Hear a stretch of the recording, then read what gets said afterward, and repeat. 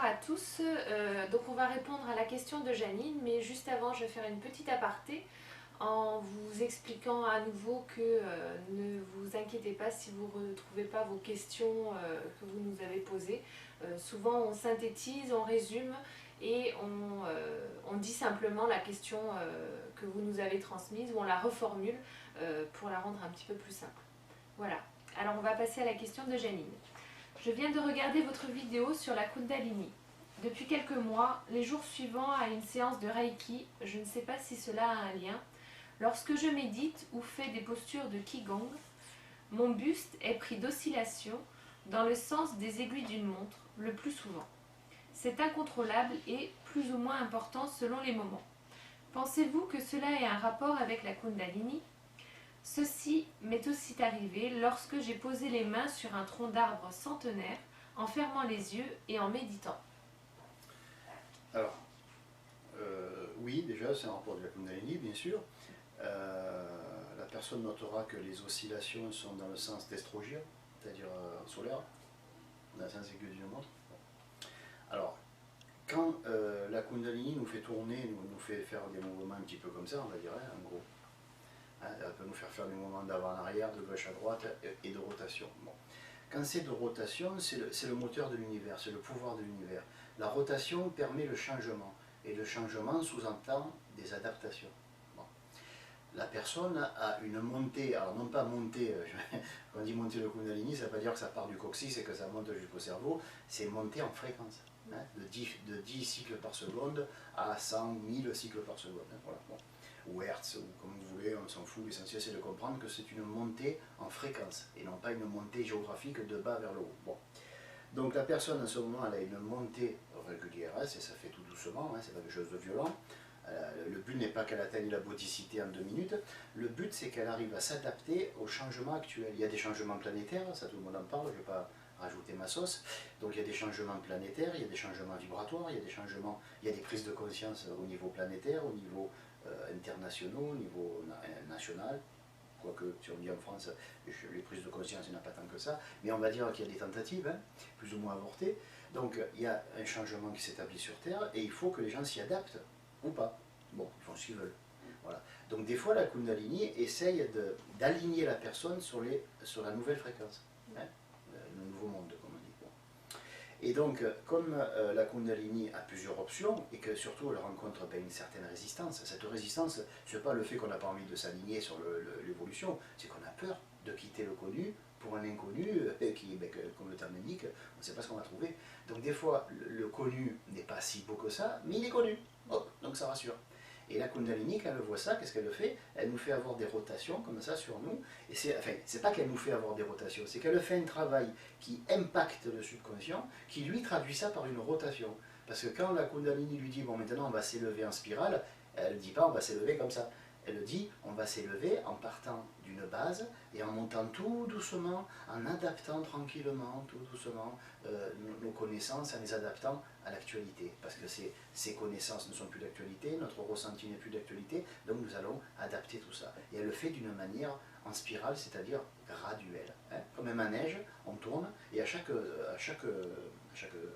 tour, on gagne quelques centimètres. Du coup, c'est vrai qu'à un moment donné, on s'aperçoit qu'on est monté, mais on ne sait plus si on est monté au tour d'avant ou 2 tours avant. Voilà, c'est ça qu'elle veut, la Kundalini. Elle veut nous faire évoluer d'une manière graduelle et donc tranquille, pour ne pas nous choquer. Et le subconscient, quand il voit ça, qu'est-ce qu'il fait? Il traduit ça par un mouvement en spirale. Mais ce mouvement ne correspond pas nécessairement à une montée de la Kundalini en spirale, comme on le dessine des fois. C'est un symbole. Hein, c'est comme si on disait à quelqu'un, tu devrais mettre de l'eau dans ton vin, il ne va pas se précipiter sur une bouteille de vin et de l'eau, il va pas, voilà, ce sont des expressions. Donc là, le mouvement spiralé vient du fait que le subconscient prend tout à la lettre. Quand on brûle d'impatience, du coup la température elle monte. Hein, voilà, hein. Et comme on brûle quelque chose, du coup on se sent chaud. Hein, comme on dit, je suis chaud à faire ça. C'est ce qu'on appelle un petit peu les métaphores. Hein. Le subconscient réagit souvent à la métaphore, il apprend la lettre. Voilà. Donc ce mouvement spiralé, comme ça, signifie que le subconscient transmet aux cellules l'idée qu'il va falloir que le corps se mette à tourner rond, à tourner en harmonie avec le mouvement des planètes, avec le mouvement... C'est très beau, ouais, bon, j'ai la vision d'ensemble, mais pour la transmettre c'est autre chose. Moi je suis pas un artiste, mais je veux dire qu'il y a quelque chose de merveilleux, il y a un mouvement galactique, il y a un mouvement interplanétaire et solaire, donc systémique.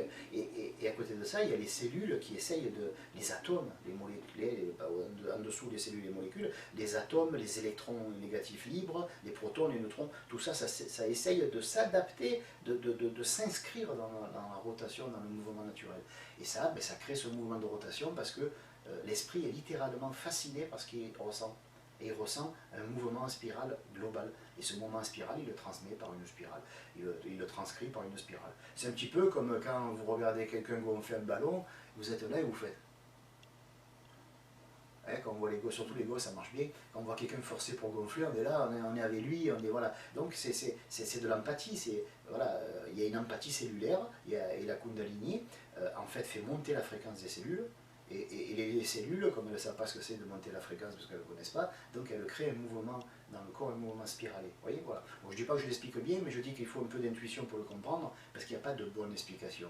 Ce n'est pas scientifique, c'est quelque chose de magique, de merveilleux. Hein, c'est la rotation des mondes les uns sur les autres, c'est quelque chose de cosmique. Bon, ce mouvement cosmique qui est en haut, qui est le macrocosme, se reproduit dans le microcosme, dans le corps. Donc une personne qui est en train de faire ça comme ça, si vous aviez la vision que j'ai, elle est merveilleuse, mais je ne peux pas la transcrire, je suis qu'un être humain. Au moment où la personne fait ça, elle est en syntonie totale avec le cosmos. C'est magnifique. Voilà. Donc le jour où elle va s'arrêter de tourner, elle va se mettre à être. Elle saura ce mouvement. Et quand on devient le mouvement, on s'arrête de bouger, parce qu'on est le centre de tout, et de partout c'est le centre. Voilà. C'est indicible, on ne peut pas l'expliquer ces choses-là. Ça se vit, ça se sent, et après les mots sont faits pour la vie de tous les jours, pour des choses matérielles. On ne peut pas expliquer des choses aussi belles, aussi grandioses. Mais on va dire que non seulement c'est bien, ce mouvement, il ne faut pas s'inquiéter, il ne faut pas essayer de le réduire, autrement dit de l'influencer, ni l'accélérer, ça ne changera rien, parce que c'est la réponse du corps aux influences planétaires. C'est quasiment astrologique comme truc, parce que l'astrologie c'est la réponse de l'être humain aux influences planétaires. Voilà. Donc là c'est la réponse des cellules du corps, des atomes du corps, au mouvement galactique. C'est merveilleux. Voilà.